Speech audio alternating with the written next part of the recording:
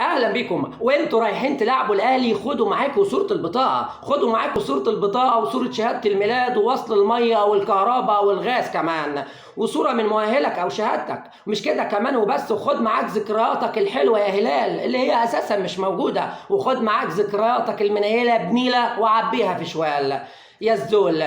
وخد معاك خططك المستقبليه، خططك المستقبليه وفلوس فكه وفلوس مجمده وفلوس لا هي فكه ولا هي مجمده، وخد معاك سجاير كليوباترا واندومي، وخد معاك مفتاح انجليزي ومفتاح فرنساوي وقلم فرنساوي، ويا ناكر خيري بكره تعرف زماني وزمن غيري.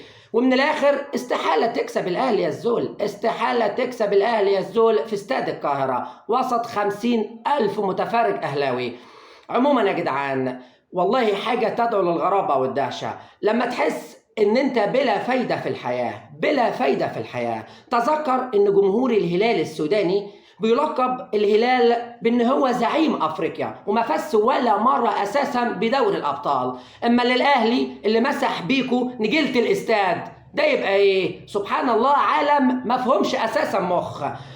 مش فاهم ليه انسان في الحياة ممكن يضيع حيز من الارض، حيز من الارض وضوء وشمس وميه وبذور وجرارات ومحاريس وعمليه بناء ضوئي كامله عشان يزرع حاجه زي اللوبيا.